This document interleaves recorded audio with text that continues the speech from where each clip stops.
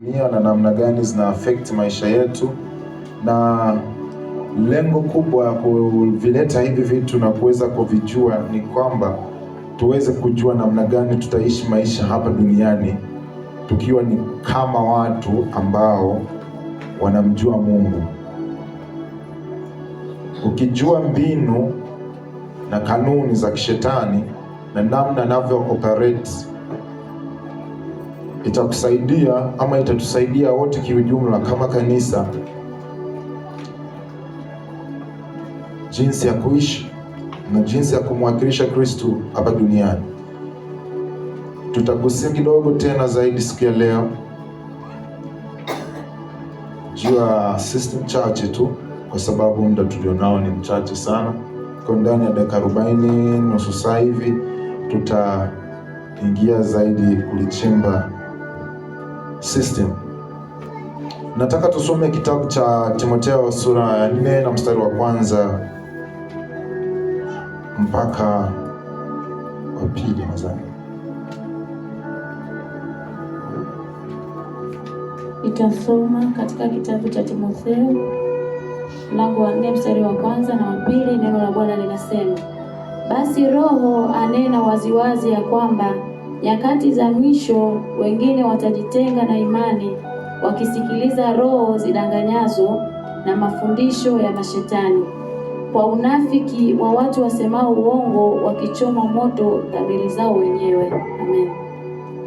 Basi Roho yasema waziwazi ya kwamba nyakati za mwisho watu wataiacha imani yao na kuzisikiliza roho zidanganyazo. Kifungu hicho kinatisha, lakini japo tunakichukulia kawaida, kwa sababu unadhani roho zitakuja zikikunong'oneza au zitakuja utakuwa unaombwa ruhusa kudanganyika. Ni system ambayo imeweka in place, ambayo imeenda shule kuliko wewe, ambayo ina akili kukuzidi, imetuzidi. Ni roho ambazo ni kongwe kuliko sisi, zimeishi duniani miaka karne na karne nyingi, kwa hiyo zimedili na watu wengi. Ni rahisi sana, zimemsoma mwanadamu, kuanguka kwake na kuinuka kwake, tamaa zake na mapendeleo yake. Kwa hiyo hizi roho zimemsoma mwanadamu, kwa wamemwekea system ambayo itaweza kumbana mwanadamu wa aina yoyote, kwa sababu zimekaa muda wa kutosha duniani, na hivyo zimewasoma wanadamu ni wapi wanaweza kanaswa, watawanasa au kuwavua kama samaki kwa njia gani. Kwa hiyo ni kongwe, you cannot outsmart them. Hatuwezi tukasema tuna akili kuzishinda, unahitaji tu Roho Mtakatifu. Kwa hiyo Paulo alikuwa akimonya Timothy ambaye alikuwa ni mwanafunzi wake ya kwamba uwe makini nyakati za mwisho. Watu anasema, Roho asema waziwazi, siku za mwisho watu wataacha mafundisho ya kweli, watapinga na watakataa na kuzifuata roho zisemayo uongo. Ya kwangu ya Kiingereza nasema, now the Spirit explicitly says that in later times some will depart from the faith, giving heed to deceiving spirits and doctrines of demons. Kwa kama tunavyokuwa na mafundisho, kuna neno naitwa doctrine, ni mafundisho, kanuni za kufuata kama Kristo. Sasa kama vile tuna doctrines za Kikristo, kuna doctrines za kipepo ambazo zinasambaa kwa uharaka na kwa ufasaha kuliko hata Ukristo, na vingine vinatumia jina la Ukristo kusambaza doctrines za kipepo. Na hivi vitu havijaanza miaka hii ya leo. Hii Biblia ni kama miaka 2000 iliyopita vitu vilikuwa vinaandikwa hivi, miaka 1500, yani ni miaka mingi ya nyuma. Haya maonyo yalikuwa yanapewa kwa kanisa kwamba kaeni makini, kaeni makini. Na sasa ule umakini waliokuwa wakiwaonya kanisa la mwanzo vinafanyika saizi Huu uliokuwa unaonekana kama ni unabii kwa wakati ule, na vitu vilikuwa vinaonekana kwa mbali, ni enzi hizo, lakini nyakati hizi ndio imekuwa hatari sana, kwa sababu wakati huo soko lilikuwa limeharibikiwa kama sasa hivi. Wakati huo ulimwengu haukuwa umejazwa na social media. Wakati huo elimu ilikuwa haijajazwa na uovu kama sasa hivi. Kwa sasa hivi sasa wame-implement plans and devices ambazo it's smarter than any of us, ambazo zina elimu kutuzidi sisi, ili doctrine of demons ipenetrate into the hearts of people, ili hii injili ya kishetani, naita ni injili kwa sababu nao wana ufalme ambao wanaotetea, nao wana injili ya kipepo ya giza ambao wanaitetea, na wana mafundisho yao. Because they have their means, wana njia zao za kuihubiri injili, na inafanya kazi effectively. Na jana tulisema yawezekana hata sisi wenyewe tumekuwepo ni moja ya wakala ambao tunaisambaza injili ya kipepo bila kujua. Tulidiscuss vitu vingi, ingawa ni juu, ni kama tu introduction, kwa sababu hivi vitu vipo too deep. Ni kama tupo katika giza. Yesu alisema sisi ni nuru ya ulimwengu. Tukisoma katika kitabu cha Mathayo nadhani 5 kwamba sisi, we are the light of the world. Kwa nini we are the light? Because in this world it is a world full of darkness. There have never been light before. Ulimwengu huu haujawahi kuwepo na nuru, na ndio maana Biblia inatuambia kutoka mwanzo kwamba hapo mwanzo palikuwepo na ulimwengu, na ilikuwa imejaa na giza na utupu. So this is what the world is full of. Demonic pollution of darkness and voidness. Ukiwa na giza ndio limetanda, na ndio maana alipokuja Kristo alisema nyie mtakuwa ni nuru. Kuwa kwako kwa nuru sio mdomoni tu, kuna tupelekea kusoma kifungu cha Warumi 12. Na nadhani nitaanzia hapo siku ya leo, kabla sijataja pointi zangu mbili na tumalize baada ya siku ya leo. Warumi 12 mstari wa kwanza, Biblia inasema, nitasoma kwa Kiswahili alafu nitasoma kwa Kiingereza alafu tutaingia kwa Kiswahili. I beseech you therefore, brethren, by the mercies of God, that you present your bodies a living sacrifice, holy, acceptable to God, which is your reasonable service. Mstari wa pili, and do not be conformed to this world, but be transformed by the renewing of your mind, that you may prove what is that good and acceptable and perfect will of God. Nisomee kwa Kiswahili haraka haraka. Warumi 12 mstari wa kwanza na wa pili, neno la Bwana linasema, basi ndugu zangu, na wasihi kwa huruma zake Mungu, itoeni miili yenu iwe dhabihu iliyo hai, takatifu, ya kumpendeza Mungu, ndio ibada yenu yenye maana. Sio kwanza hapo, ndio ibada yenu yenye maana. Itoeni miili yenu, anasema na wasihi ndugu zangu, itoeni miili yenu, kwa sababu hiyo ndio ibada yenu yenye maana. Mstari wa pili, wala msifuatishe namna ya dunia hii, bali mgeuzwe kwa kufanywa upya nia zenu, mpate kujua hakika mapenzi ya Mungu yaliyo mema, ya kumpendeza na ukamilifu. Amen. Bali mkabadilishwe nia zenu, that there be a renewing of your mind. Kuanzia Jumapili tulikuwa tumeanza mafundisho ambayo yanasema the authority of Jesus Christ and the government of God in a believer's life. Mamlaka ya Kristo na utawala wa Mungu juu ya maisha ya Mkristo.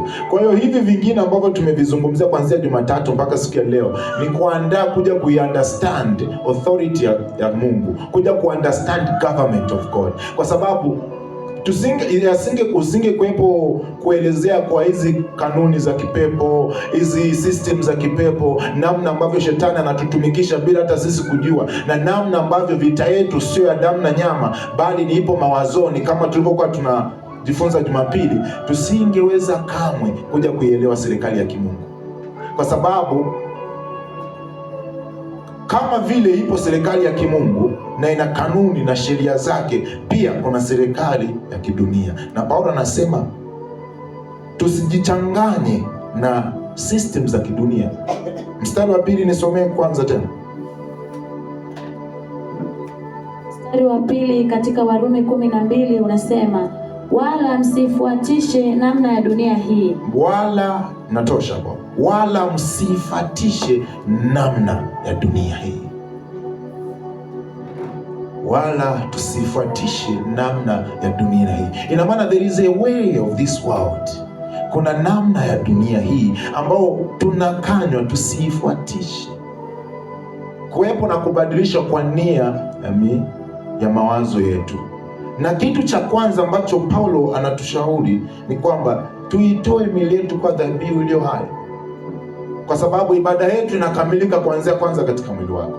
Mama amefundisha mafundisho ambayo yalikuwa yanahusiana na mwili, kuutoa mwili, kwa sababu Mungu kwanza anautaka mwili. Na alielezea vizuri kwamba in the realm of the spirit, katika ulimwengu wa rohoni, they don't need bodies. Hawahitaji miili. They are spirits being. Kwa hiyo katika huu ulimwengu wa dunia hapa, there is a physical appearance. Kuna mwonekano wa kimwili. Everything ambavyo tunaviona na damu na mnyama, this is physical, ni mwili. Na kama spirit ya rohoni inahitaji kuinteract na mwanadamu, patahitajika pawepo na availability ya mwili. Uwepo wa mwili lazima, ili roho ikafanye kazi.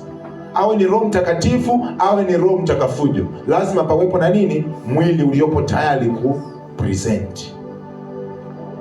Kwa hiyo na Paulo anasema kwamba ibada yenu kamili inaanzia kwanza, let your body be available. Let it be a sacrifice that it will present the doctrines of God. Itawakilisha kanuni na mbinu za kiungu, ni mwili uwepo. Biblia inatuambia katika Zaburi ya kwamba sadaka na dhabihu umevikataa, ulichokihitaji ni mwili,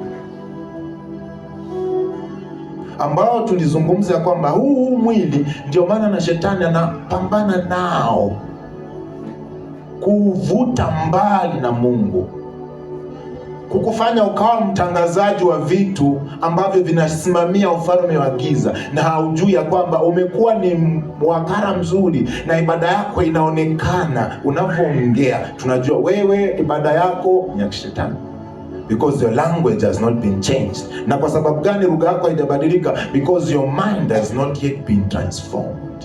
Kwa swala la kutukana ni jambo la kawaida kwako. Mwili wako haujabadilishwa, nia yako. Biblia ya Kiswahili inasema nia haijabadilishwa, lakini proper word, it is the mind.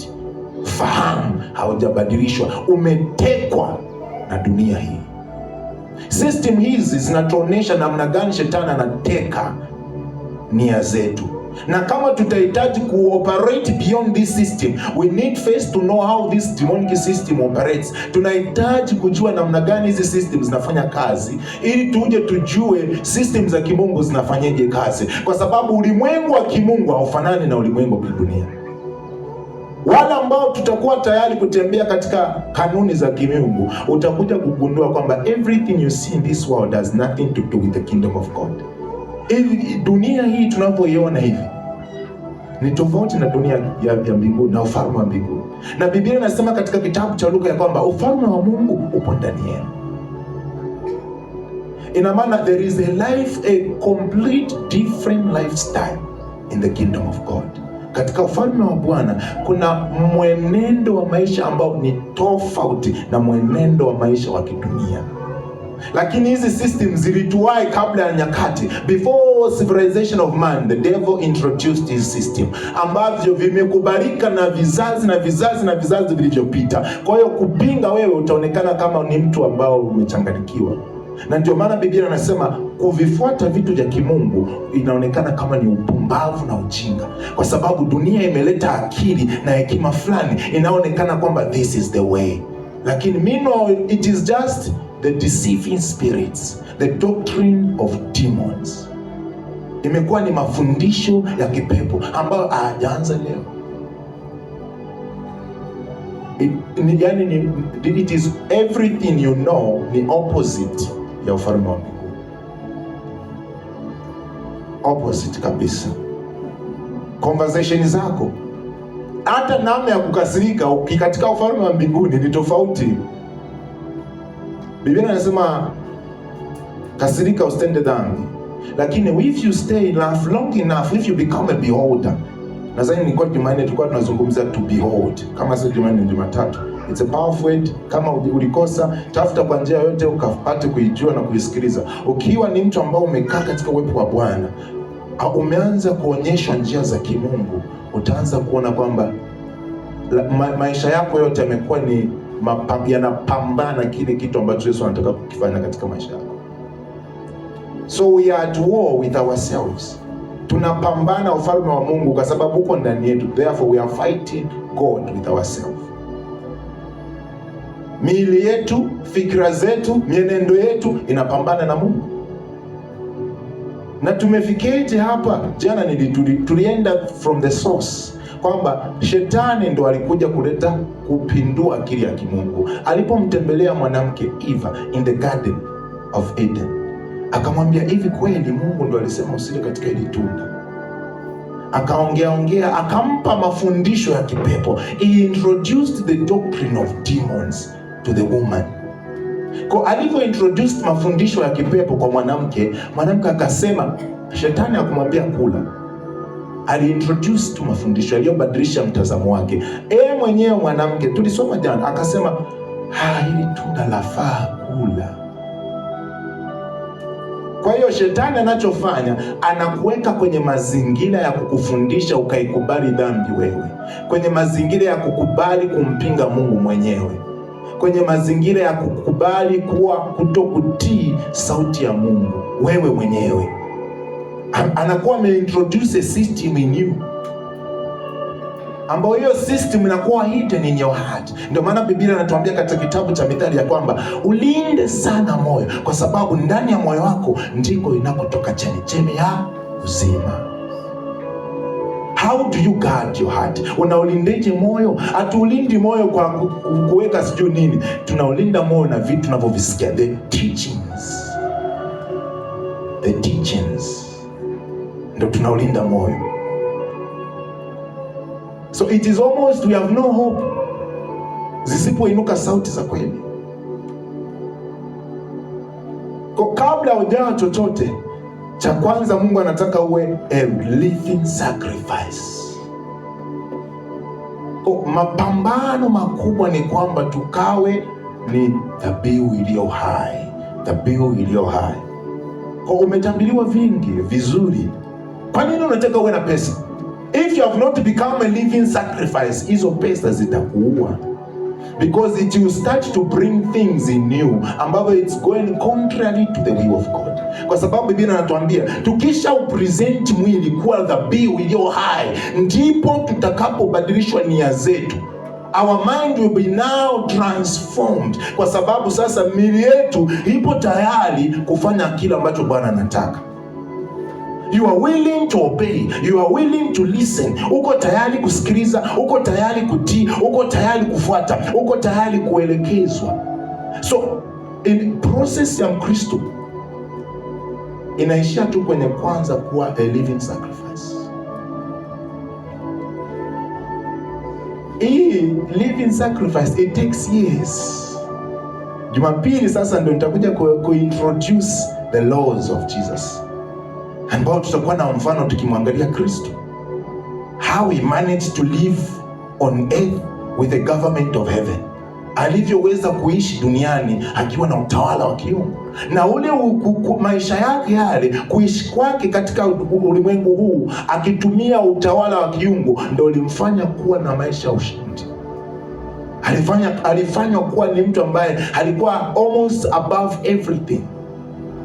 But how did he become that? First, he became a living sacrifice. Alikuwa ni dhabihu iliyo hai.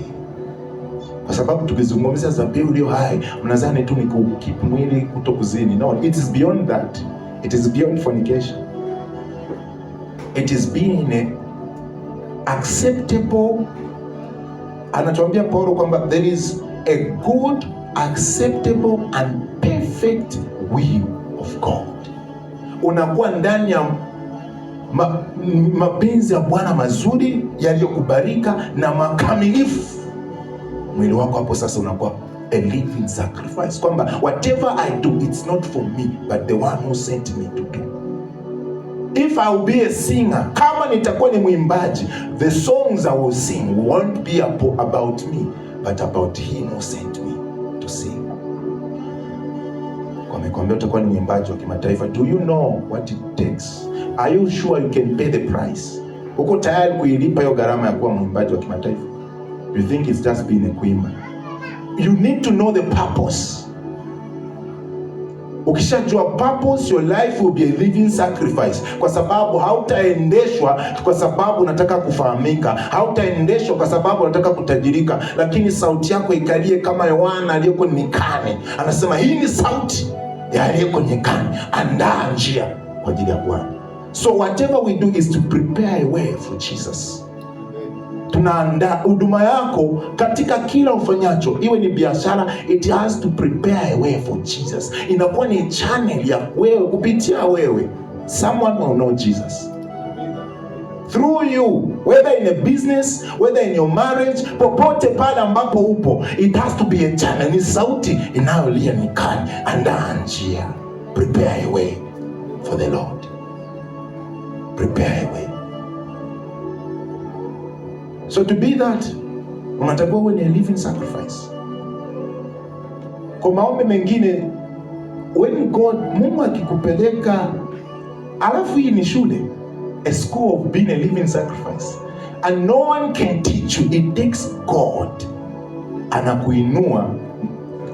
Niwadokezee kidogo ya kwamba ukitaka kuifahamu serikali ya kimungu na mamlaka ya Kristo, Mungu anavyofanya, he takes you on a quarantine. Anakubeba, anakutoa somewhere ambapo unapata mazingira unayoyafahamu. Nilikuwa nalisikia sana hili neno kwamba if you want to, kama unataka kutembea na Mungu, Mungu lazima atakutoa nyumbani kwako, atakupeleka somewhere ambapo you'll be alone. Sasa nasema inakuwaje? Sasa do I have to go somewhere too? Kwa nini mimi nahitajika niende mahali? Lakini lazima utoke. Wakatoa mifano, kuna Ibrahim, na Yesu mwenyewe alisema anayetaka kunifuata amkatae babake, mamake. Au mazingira yote yapo somehow in all the teaching of Jesus. Beba msalaba wako na unifuate. So ukitaka kuifahamu serikali ya Bwana, Mungu anakuchukua. If you have, kama kweli Mungu amekusikia kwamba Bwana nimekusikia, nataka niwe naongea na wewe, it is a very difficult journey, because now he is introducing fire. He is introducing fire. Anaanza kuitambulisha moto, ambao ule moto unaenda kukufanya ukawe dhabihu iliyo hai. Na mwisho wa ule moto, kazi yake yani wewe utakuwa umeteketea ndani ya ule moto. Anayetoka mle ni Kristo ndani yako. Kwa wewe unakuwa ni kimwili kilichombeba Kristo. Wewe ulishaishia motoni kule. So you are burned there. There is a forging system. Kuna system ya kumteketeza mwanadamu. Kuna system ya kuteketeza mwili na nia yake na tamaa zake. He has to take you there. Mtaanza kunielewa if God truly you unamhitaji kweli, this journey you will be familiar with it. Hii safari ya kukupeleka sehemu where you will be you and him alone. Hakuna nabii, hakuna yani ni yeye na wewe. Sometime anaweza kukupeleka sehemu ambapo there is a lot of teachings au hakuna hata kabisa mafundisho, but he has to make sure hicho kitu it has to do with pain. Hiyo darasa lazima lihusike na maumivu, kwa sababu huwezi ukawa mnajua dhabihu iliyo hai, anasema a sacrifice, kwa sababu dhabihu tukiangalia in the Old Testament, agano lote la kale, dhabihu ilikuwa inachinjwa madhabahu. Damu ilikuwa inamwagika, na maana ule mnyama anabaki wapi? Madhabahu. Damu yake ndio inatumika, nyama zake sio ndio wanachoma. Kwa ule mwili unabaki wapi? Madhabahu. Kwa kama ule mnyama na roho, ile roho ndio inaenda kumfurahisha Mungu sasa. Ndio maana ni manukato yanachomwa, yale manukato ndio yanaenda mbinguni. So Mungu, same thing with us, anakupeleka na kuchoma in his altar. Sasa kuchoma kwake, wewe utakuwa unachoma as you are alive, you are living dead to self. Unataka kuisikia sauti ya Mungu? Are you sure? Unataka kutembea na Mungu? Are you sure? Una uhakika? It is not easy thing. Waulizeni wakina Isaya. Kuna wakati Isaya aliambia atembee uchi for 3 years. Nabii Isaya mnamuona. Mwae kusoma sehemu hiyo. Kuwa dhabihu iliyo hai. Tembea, ihubiri injili ukiwa uchi. Alikuwa anavaa tu kujifunika sehemu za siri. Naked. Mimi nilikuwa nawaza sasa injili wataipokeaje watu nabii mwenyewe yuko uchi? It's a place of forging. Anakupeleka sehemu ya kukuchoma. So before a blessing, kabla baraka ijaja, you have to be a living sacrifice. Kwa sababu katika kukuchoma kule ndo anatoa. Mnajua hii dunia imetuharibu mno. There is no hope for this body. Huu mwili there is no hope. The only hope, tumaini pekee ya huu mwili, it's death. It has been condemned to die. Ndio maana Kristo alifanyaje? Alikufa. Namna ya kukusave ili wewe tukaanze kuwa tukaushiriki katika huu ufalme, ilimbidi afe. Akatuokoa kufa kwa damu na nyama, akasema but you have to die to self. There is still death. Bado kifo kipo. Bado kifo kipo. You still have to die so that it is only him remaining in you. Anabaki ni yeye tu. Unakuwa ni chombo kilichombeba Yesu Kristo. Na vyombo vya namna hiyo, ukishakuwa mmoja waliokufa, mmoja waliopita kwenye huo moto, ukikutana na chombo kilichokufa utajua tu hiki kimekufa hiki. Kwa sababu maneno yanayotoka sasa, fikra zisha change. Dunia inakuwa ishachoma motoni, imebaki kule. Alichobaki nacho ni kile ambacho Yesu alitaka kibaki ndani yake. Nasema dhahabu lazima ipite kwenye moto. Wewe ndo dhahabu. Do you know that you are a precious stone? Sisi ndo mawe ya thamani. Hiyo darasa ukisha nawasemea kwa kuwatishia, lakini sio kwamba ni ngumu sana hivyo, kwa sababu Roho Mtakatifu anakuwa na wewe, anakupa nguvu. Kwa unaweza jicho hili linatoa machozi, jicho hili linafurahia. Ukishaipita hiyo shule, anakuambia now here is the world. Dunia hii hapa. Kwa sababu kabla hajakupa dunia, anatakiwa hakikishe dunia iko ndani yako. Akikupa dunia na dunia nyingine iko ndani yako, utakufa na dunia zote hizo mbili. Because before he gives you riches, he has to make sure riches in you are dead first. Utajiri, kutaka kutajirika, unatakiwa kufe kwanza ndani yako. Ili akikupa kutajirika, ana uhakika ya kwamba utafanya mapenzi yake mema, makamilifu na aliyokubalika. Sasa systems za kidunia zimetucorrupt mpaka kuyasikia maneno kama haya inakuwa kama ni magumu mno. Why? Tumekuwa tumeintroduciwa, wametutambulisha, wametuelekezea, tumezaliwa na hizi system in place ambazo zime make sure no one can survive. Kwa bahati mbaya na kanisa limenywea, limezama kwenye hizo system. Kwa sababu na sisi tunataka tuonekane kama ni wa dunia, afu tuonekane kama ni kanisa. Na mimi nilikuwa kuna namna tulikuwa tunataka kuwafikia vijana. Kwa namna ya kuwafikia, tulikuwa tunataka tufananishe dunia na kanisa ili tuwafikie. It is a wrong method. Ni njia potofu. It has to be Christ and Christ alone. Siku moja nilikuwa nawaambia, tukimshawishi mtu kuja kwa kanisani kwa sababu atabarikiwa, umempoteza zaidi. Umempoteza zaidi.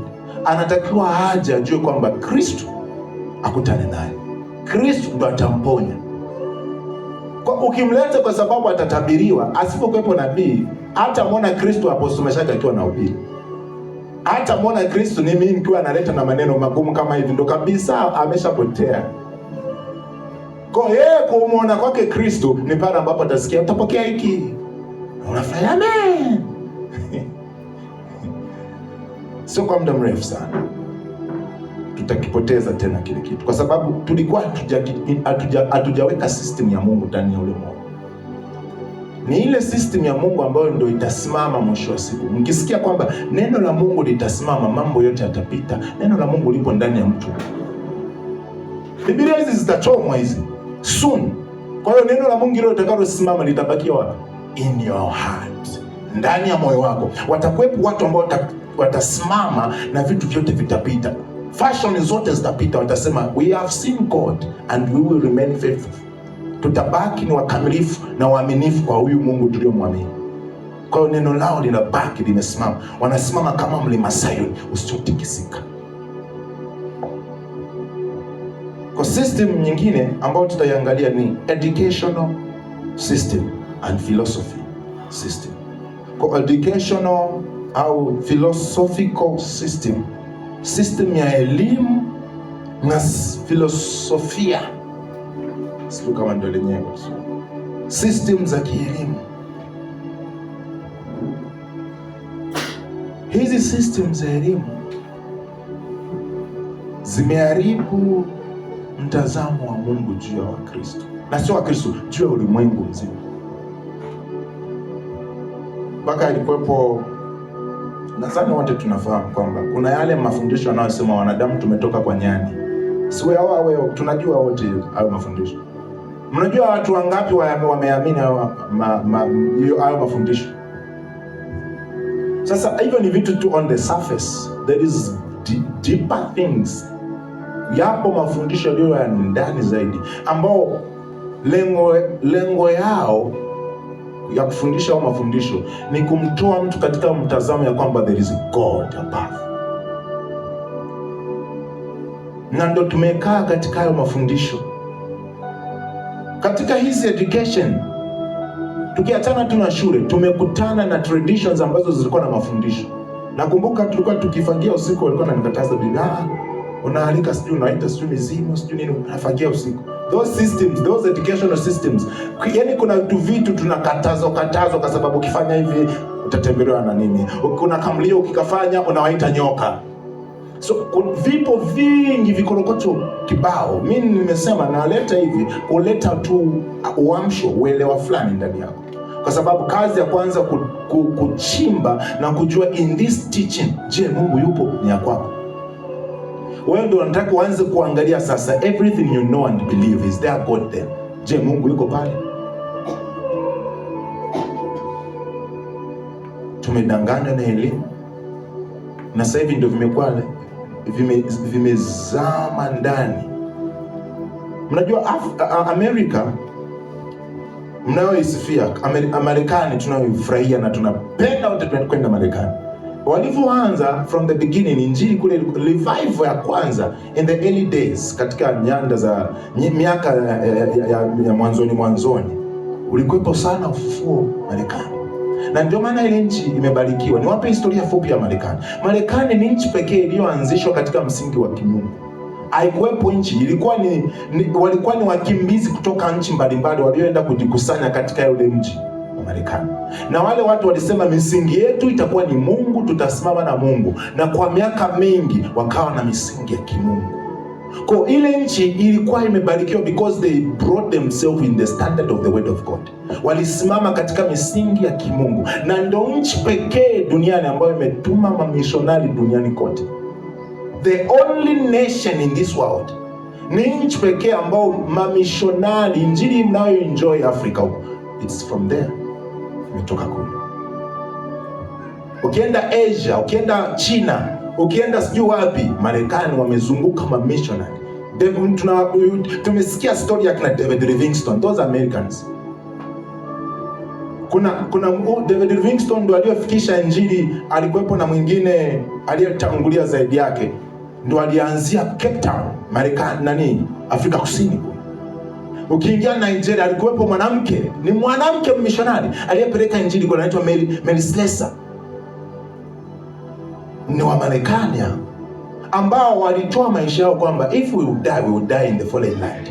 We are going to present the gospel of Jesus. Kwa walitoka kule wakijua tunaenda kuwa wamishonari na there is no going back. Walikufa katika nchi ya ugeni kwa kuipeleka injili. Ndio maana injili kabaki pale. David Livingstone alifia Afrika. Yupo mwingine mumishonari aliyetoka Marekani akaenda India, anaitwa William Carey. Alikufa kule, alitafsiri Biblia katika lugha 5. Mtu alikuwa ni Marekani, ajui lugha yoyote ya Kihindi, lakini alikaa kule kwa miaka ya kutosha, akajifunza lugha za kutosha na kuitafsiri Biblia katika lugha 7. Aliishi miaka 7, hana hata moja aliyokoka kwa jinsi ukuu uliokuwepo. Kwa Marekani ilikuwa imejengwa katika msingi wa kiungu na ndo nchi iliyobarikiwa sana. Lakini shetani alipoanza kuipinga, alianza kuleta mafundisho ya uongo. Mafundisho ya uongo. Taratibu taratibu. Sasa hivi wanakataza Biblia shuleni. Nchi hiyo ambao wao msingi wao shuleni ni Biblia, lakini sasa hivi wameichomoa Biblia. Ni marufuku kuwa na Biblia. Ndio wanafundisha ushoga. Ndio wanafundisha watoto wadogo kwamba ni wewe kuamua kuchagua kama utakuwa mwanamke au utakuwa mwanamume. Kama ni mwanaume au mwanamke, it's up to you to choose your gender. Wanawafundisha watoto wadogo. Kwa nini wanafanya hivyo? Kwa sababu wakishaleta mafundisho mabovu ya kipepo, tunakuwa hakuna tena tumaini. Kwa kwenye swala la vitu tunavyofundishwa, ndo shetani ndo likuwa ni chimbuko lake, ni kuleta tu uongo. Biblia inamwita ni baba wa uongo. Sasa huu uongo sio wa kumdanganya mtu kwamba nilifanya hivi hasikufanya. It's a deep lies. There's deep demonic teachings. Ni mafundisho mengine hata Biblia imetuambia kwamba kuna vitu vingine ukivijua, you are no longer an innocent soul. Yapo mafundisho ya kipepo ambao ukisoma tu, hata kama hujafuata, hujafanya nini, nafsi yako inanajisika. Zimefichwa kuzimu. Zile nafsi ambazo mnasikia kwamba Biblia inasema ukimtukana Roho Mtakatifu hakuna kusamehewa. Sasa hawa watu kumtukana Roho Mtakatifu wanakubali vitu, wanaonyeshwa vitu ambavyo they will never be redeemed. Sasa hivi wanatengeneza DNA. Zamani kuna kitu kinatengenezwa sasa hivi. Okay. Zamani walikuwepo malaika walioanguka ambao walianza kuoa wanawake, si ndio hivyo? Ukisoma Mwanzo. Walivyoanza kuoa wale wanawake, wakaanza kuzaa watoto ambao walikuwa na two identity. Ni watu but they are carrying the DNA, wanakuwa na DNA ya malaika yule aliyoanguka. Kwa wale watu kulikuwa hakuna tena msamaha kwa sababu walikuwa hawatambuliki kwa Mungu. Sasa hizi wanachokifanya, wanachukua DNA. There is no need of marriage interaction. Hakuna, sio lazima pawepo na ndoa. Wanazitengeneza hizo DNA na kuweka kwenye damu ya watu. Kwa hiyo unakuwa damu yako imebadilishwa. Wanawaita ni the race of the devil. Uzao wa kipepo. Hivyo vitu vimeanza kufanyika nao miaka ya sasa. Hii sita unaposikia kwamba unawekwa vitu kwenye sura yako hapa au mkononi, hizo ndio DNA wanakuweka ambazo wanakutambua kwamba sasa wewe umekuwa sasa ni uzao wa shetani. Na tukisoma katika kitabu cha Ufunuo, hakuna kukombolewa katika mtu anayofanya hivyo vitu. Sasa tutasurvive vipi kama hatuna system za kimungu zilizokomaa kwetu? Kama mtazamo wetu tu ni baraka, we won't survive. Hakutakuwa na tumaini. Kama kulitii neno la Mungu imekuwa ni changamoto, kwa sababu ukishaona kulitii neno la Mungu imekuwa ni changamoto, ujue kabisa wewe umeshambuliwa, sio tu na waukoo kutoka kwenu, sio tu na mizimu. Shetani mwenyewe amesimama hapo mlangoni, amekuvamia. You can't read the Bible. Hata kama ukisoma, you don't want to obey what is there. Hautaki kutii kilichopo pale. It's a very dangerous. Hizi systems za shuleni ndio tunaona watu wanavyoharibikiwa vioni. Kwa sababu jana niwaelezea, mkitaka kuona mapepo yanaposhinda yaliko, biashara inakofanyika ni sokoni. That's where the transaction is done. Wanaotaka nguvu ya kibiashara wanaenda kuua watu, vyote vile wahusika wapo wapi? Sokoni. Sehemu ambako wanaenda kuwachukua watu ambao watakuwa ni viongozi katika hii nguvu ya uchawi ni wapi? Ni mashuleni. wakishamwandaa kutoka shuleni kule, ambapo wanajua hakuna hope ya mzazi. Kama ni Mkristo, mtoto akitoka hapa hujua anafanya nini, kwa sababu akiwa bado yupo chini, yupo ni mtoto, hakupandikiza system yenye imara ambayo itamfanya akaipinge Babylon kule. Akifika kule, Babylon itaintroduce vitu ndani yake. Na tuna mfano wa kina Danieli, walikuwa ni vijana 4 tu waliokataa chakula cha mfalme katika walivyoenda wapi? Babylon. Kwa sababu walikuwa wanajua we are Jews. Mafundisho yalikuwa yamewakolea wale vijana. Sio kwamba wao tu ndio walikuwa wamekolewa na hiyo Injili. Wengine walikuwepo, lakini hao kama wakawa ni 4 tu. Ina maana wengine walilewa na Babylon. Kwa sababu kwa taarifa yenu, Babylon ni nzuri. Na Biblia ndio nakuja kuona, Biblia inasema katika kitabu cha Luka kwamba njia iendao katika uzima ni nyembamba, lakini iendao uharibifuni ni pana. Kwa Babylon is a beautiful place. Mwambia wewe, hawaishi hivi. Tafuta lidanga. Babylon imekununua. Wewe unadhani ni swala tu la kuwa na pesa. Unadhani ni kwa ajili tu ya kukuwezesha kula, kukupangia nyumba. Kumbe wameshainunua nafsi yako, kwa sababu haukuwa na uwezo wa kusema no katika uzuri wa Babylon. Kwa wanaenda kuwachukua pale vioni mbalimbali, mashuleni. Ndio maana mashuleni kuna mambo ya ajabu yasiyoonekana. Ukitaka kuona uovu mwingine, nenda kwenye vyuo. Kwa nini? Amepandikiza mbegu ile. Yaani shetani tukiona sisi mnadhani yuko kanisani hapa, anatupumbaza kazi kwa nje kule.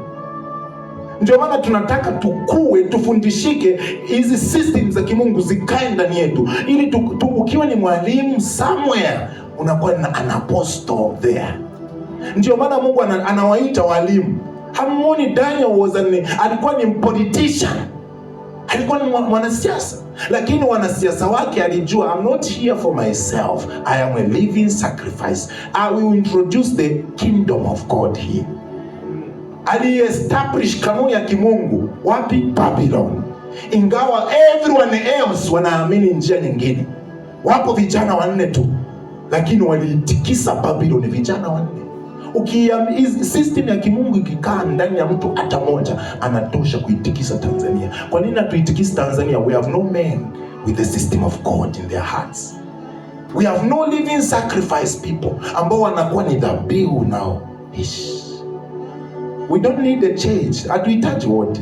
We are too many. Kama hivi wote, kwa mfano ikatokea in the days to come, siku zijazo, wote tukawa na huu ujasiri, tukawa na hii nguvu na uelewa, na tukaamua kuwa dhabihu inaoishi, the whole world, dunia yote, we are able to conquer it. Injili imeenezwa with 12 men. 12. Wanafunzi 12 tu. Why? They were a living sacrifice. Ukiwa a living sacrifice, ndo pale Biblia inasema Bwana anawafanya watumishi wake kuwa ni miali ya moto. Unadhani utakuwa tu ni mwali wa moto na giza ndani yako? Unakuwa ni mwali wa giza, mkaa ambao hawezi kuwaka tena, umekufa. To be a flame of fire, you have to be a living sacrifice, ambao ukisimama, Mungu atufikishe kule, tufike kule. It is an emergency. Kauli za baraka hizi zitutoke. We are not here to be blessed. We are not here to get married. Hatujaja hapa kupata vyote hivyo vitu. There is a kingdom to conquer. Kuna ufalme ambao unatungojea tukaushinde. Mnajua ni kwa nini tumekaa hivi? We don't know how many people are suffering. Hatujui damu zinavyomwagika. Mngejua tu damu zinavyomwagika, ungefunguliwa tu even for second, kwa sekunde tu, ukaone uovu alivyotawala Ibilisi, ungekuwa maisha yako yote ni ya kuomboleza na kumwambia Bwana, make me a voice, nifanye sauti, make me a voice. 4 young men, vijana 4, ambao walikata, sio kwamba walikuwa tu prayerful. Walichokuwa nacho, it was a system of God. Walikuwa na kanuni za kimungu na wakakataa kununua kanuni za Kibabylon, na ikawa ni platform. Mungu akapata mwili sasa wa kumanifest, wa kuonyesha uungu wake sasa, that you will see that I am God, the Almighty One. Mungu mkuu, wewe ni Mungu mkuu. Miaka nenda rudi, waweza yote. Ameweza kwako, ameweza kukushinda wewe. Has he managed to get you? Bado unapambana na hasira, kiburi. There is a kingdom to conquer. There is a nation to overcome. There are nations. Kuna mataifa ya kushinda. Kuna ufalme wa kushinda. Kuna mwanga unasubiria utakawasha. Ni kitu gani serikali inawasha ile wanaitaje? Mwenge. It's the opposite thing. Kwa Kristo mna mwenge nyinyi. Tumeacha mwenge in the other kingdom ndio unawaka, and we are being ruled by that. Ndio tunatawaliwa.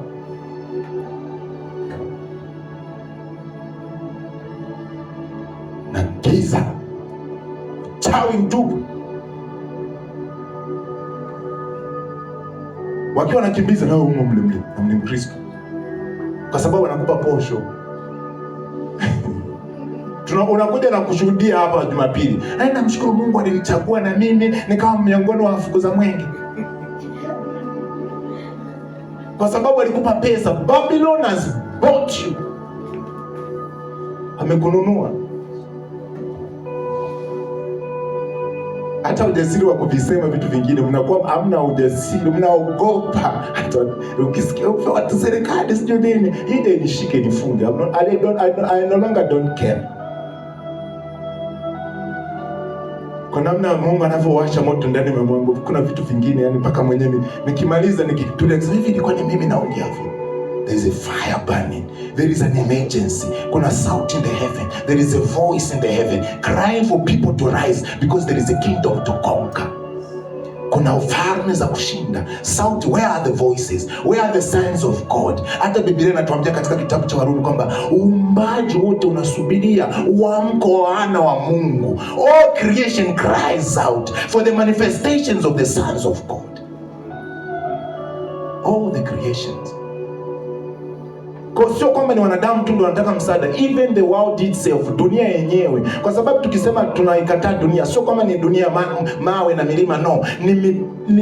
Ni system, vikanuni, vitu vilivyowekwa ambavyo vinaenda kinyume na Mungu, ambavyo vinapinga utawala wa kiungu, ambavyo vinapinga utakatifu wa kiungu. Hivyo ndio vitu vya kuvikataa. Ni vitu gani vinavyopinga utawala wa kiungu kazini kwako? Ni vitu gani vinavyopinga utawala wa Mungu ofisini kwako?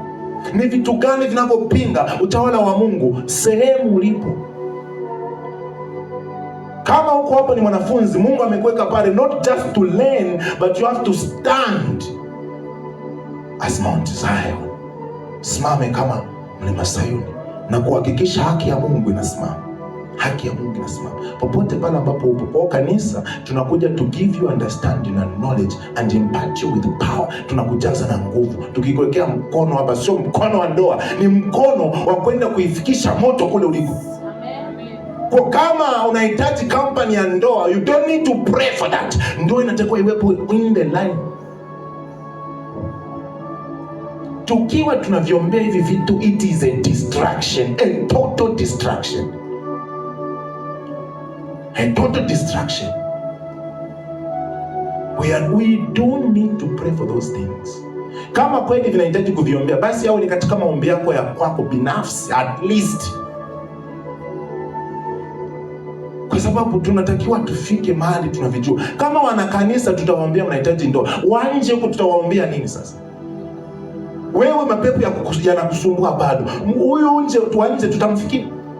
Kwa sababu ni wale wanaokuja nje. Ndio maana kwa wageni it is fine. Wageni msione kama ninawasema. Nyie wageni wanaokuwa wamekuja hapa ndio haki yao kuombewa. Ni haki yao kutabiriwa. Ni haki yao kuwekea mikono, Bwana wabariki. Lakini sisi tuliokaa muda mrefu bado tu, na wewe mkono unakuja wa ndoa. Natamani ukiwekwa ndoa hapa ni mwenyeji, ukifika kule kofi kwanza ukikutana mimi. Kwa sababu ya it is a shame. Shame on you. Ni aibu. It means umekataa kukua. Umekataa kukua. And we are massaging your ego. Tunakufurahisha. No, inatakiwa ifike mahali kwamba tujue this is a fight of kingdoms. Ni mapambano ya kwamba unatakiwa ujue kwamba I am a son, I am a daughter of God. Mungu anaishi ndani yangu. The great power, hizi nguvu zote zipo ndani yangu. Kwa maswali yako ni kwamba how do I exercise this authority that is in me?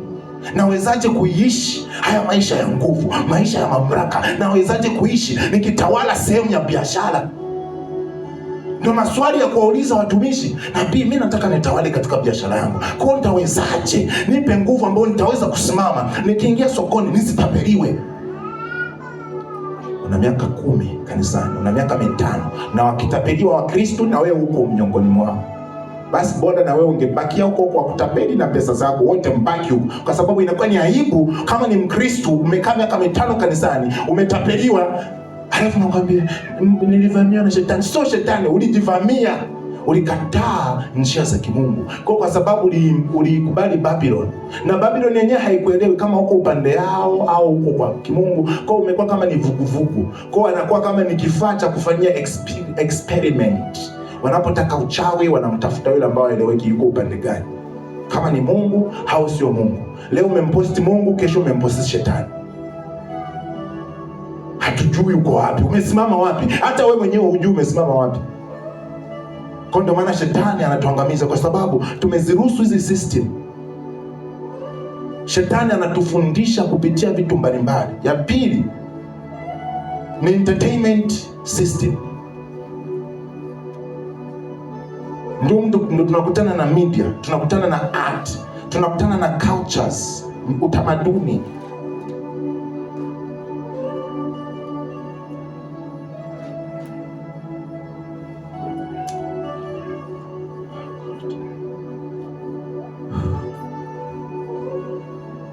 Hivi vitu wapendwa, havijaja tu kwa ajili ya kuburudika. Vimekuja vinasimamia elimu fulani nyuma yake. Vinasimamia kuifanya dhambi kuonekana kama ni jambo la kawaida. Vinasimamia kuitazama zinaa kama mbona ni kitu cha kawaida tu. Ndio maana vipo. Vinasimamia kutuonyesha kwamba ufisadi, corruption ni kitu cha kawaida tu. Mbona media tukainao, yani tuwe nayo careful, very careful. Ukiangalia, ukifungua Facebook yako vitu vinavyoonekana, alafu uzuri ni kwamba unaweza ukaviblock vingine, unaona vinaleta vitu vya ajabu. Timeline yako ile unaweza ukai-clean. Unahakikisha watu ambao umewafuata, umewafollow, watu ambao ni marafiki zako, angalau wana kitu in common na wewe, kinafanana na wewe. Kwa utakuta mimi nikiingia kwenye Facebook yangu, muda mwingi ninakutana na mafundisho, kwa sababu nimefollow tu watumishi ambao nina uhakika na injili yao. Sio wale ambao wananifurahisha tu, utabarikiwa, ndoa. Nataka ule ambaye anakuja kuni challenge. Maisha ya dhambi nayo yaisha, anakuja kugongea muhuri pale ili niachane nayo. Ndio watu namna hiyo ndio wanataka unawafuata. Ili ukikosa kidogo, ukisikia, ukiingia Facebook, iwe ni sema ambao wanakukumbusha kwamba bwana unachokiishi sio sahihi. Ukipita ukiingia Instagram unakutana na mafundisho mengine. Umeingia yani mtandao ule, pamoja na kwamba ubovu upo na uzuri pia upo. Ni namna tu ulivyo kiset kifaa chako.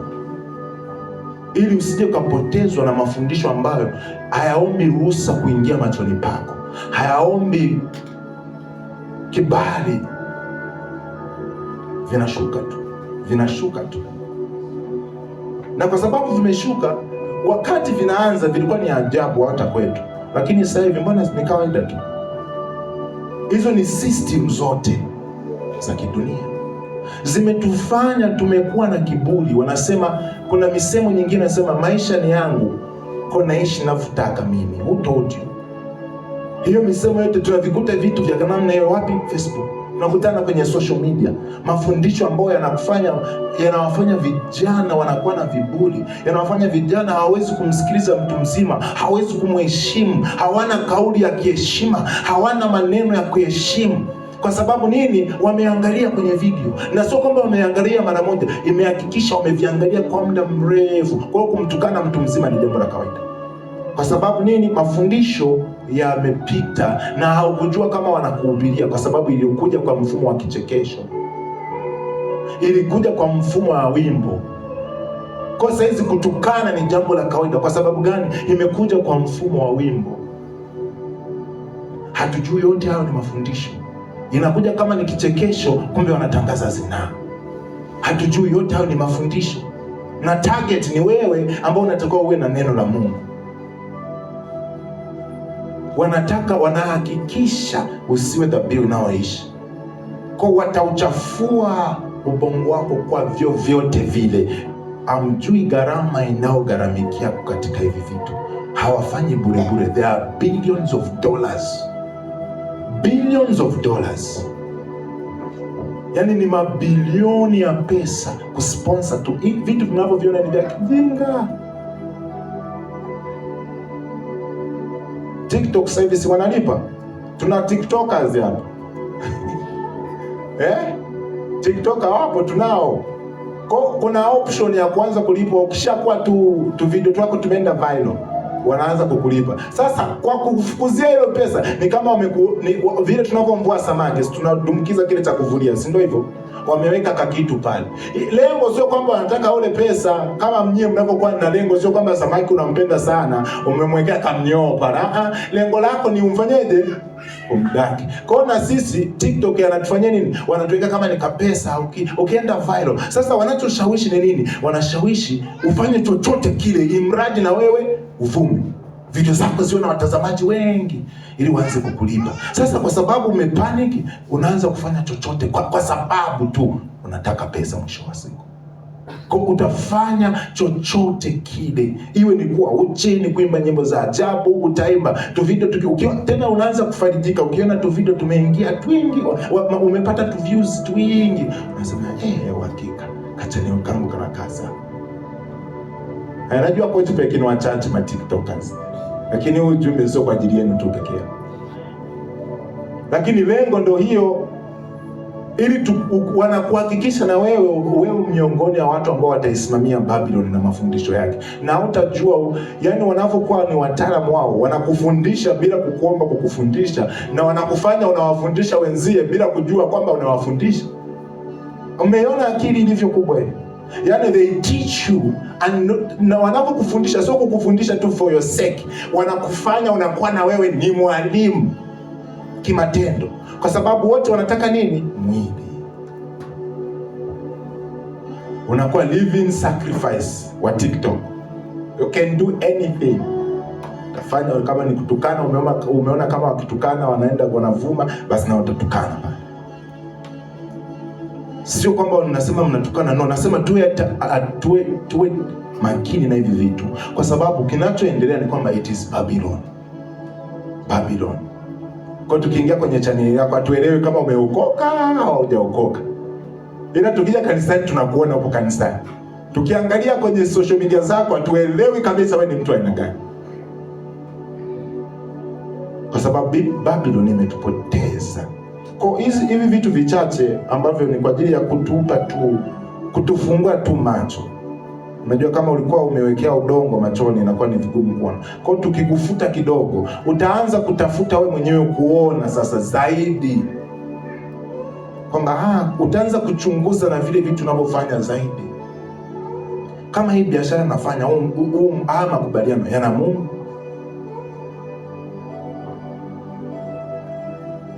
Maongezi haya yana Mungu. Ninakotaka kwenda kuna kitu Mungu atafaidika chochote? Je, nitaenda kujengeka au nitaenda kuharibikiwa? Katika kila kitu, maisha yetu yote, ndio maana nitakuwa tuwe ni dhabihu iliyo hai, kwa sababu maisha yako yote yanatakiwa yaashirie kwamba unamjua Kristo na unampenda Kristo. Tukivijua hivi na tukivianza kuviona kwamba ni hatari kwa afya yetu, tutaanza kuikimbilia sheria ya kimungu, hata kama itaonekana ni ngumu mara ya kwanza, kwa sababu hatujavizoea. Naelewa, yani ni vigumu, kwa sababu we are not aware of them. Hatujakuwa navyo, hatuvijui na hatujafundishwa. Kwa hiyo kuvifuata inakuwa ni changamoto. Lakini kusema kote huku ni kwamba tuanze kuwa na nia na moyo ya kwamba nijue, nianze kuvifuata, niishi katika hizo nia na njia za kimungu. Halafu baadaye mtaanza kuona ambavyo mafanikio ni kitu cha kidogo sana. Kidogo sana. Sio kwamba nachukia mafanikio au nachukia watu kuolewa. Nachukia kwa sababu mbinu ambayo tunaendea au namna tunavyopambana vita sivyo ambavyo inatakiwa tufanye. Shetani ametupa mbinu ambayo sio ya kwetu kupambana kupata vitu. Ipo system ya kimungu ambayo inatufanya tupate vitu. Mkiwaona hao vijana wawili niliotolea mfano, walipata vyeo vyote ambavyo mtu yote angetaka kuwa navyo. Lakini ni kwa njia gani? Ni katika njia ya kutafuta ufalme wa Mungu kwanza.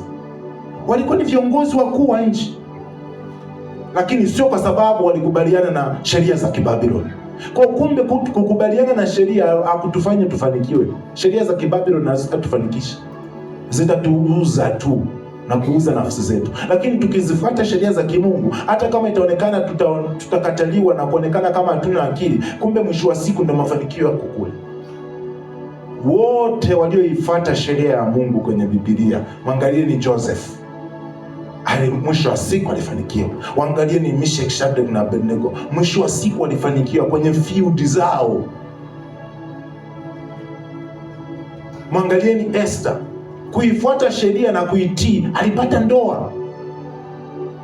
Kwa haimaanishi hatutaki ndoa, tunataka sana tuwe na ndoa. Mwenyewe natakiwa nioe, yaani wote tunavihitaji vitu vya kidunia. Lakini the cry kulia kwangu ni kwamba tufuate njia ya kimungu ambayo inavileta hivi vitu bila kulia, bila kuangamiza, kuteketea au kuiharibu nafsi yako, bila majuto. Hapo akina Esther, tukisema tuangalie swala la ndoa, Esther yupo. Tunamkuta Ruth ambaye kumfuata Naomi ilikuwa ni upumbavu na ujinga. Mwenzie alimwacha, lakini angalia alivyokuja kufanya baadaye, alipata ndoa nzuri. Kwa chochote ambacho utahitaji kukifanya hapa duniani, ukiifuata tu sheria ya kimungu, ndio mpango mzima. Ndio habari ya mjini, ni kumjua Mungu na kuzifuata sheria zake. Ila tukizani Babylon kwa sababu nilisema jana kuna hekima mbili. Kuna Sofia ambayo ni hekima ya kidunia ambayo inaonekana kama inaweza ikakufanikisha sana, lakini mwisho wa siku utapoteza nafsi yako. Na watu wapo wanaofanikiwa na hivi vitu, lakini mwisho wa siku wamepoteza nafsi yao. Na Biblia imesema inakuwaje mtu ushinde ulimwengu wote alafu mwisho wa siku ipoteze nafsi yako? Ina maana kwamba unaweza ukafanikiwa vyote unavyotaka na bado nafsi yako ipo. Na pia kuna uwezekano wa kufanikiwa sana na nafsi yako umeipoteza. Kwa sababu bora ukae kwa Kristo na ufuate sheria zake, ukafanikiwe duniani na ukafurahia mbinguni. Hicho ndio kitu ambacho tunaomba. Kwa hiyo msije mkanielewa vibaya. Tunataka ifuate sheria. Tafuta sana kujua. Biblia inasema kumcha Mungu ndo chanzo cha hekima. Hii hekima ni ya kukuongoza ya kufanikiwa. Biblia inasema mimi ndiye Mungu ambaye nitakuongoza katika kufanikiwa. Yeye ndo anayetupa nguvu za kufanikiwa. Kwa hiyo ni kumfuata Mungu. Naomba tusimame na tumshukuru Mungu kwa ajili ya ibada ya siku leo.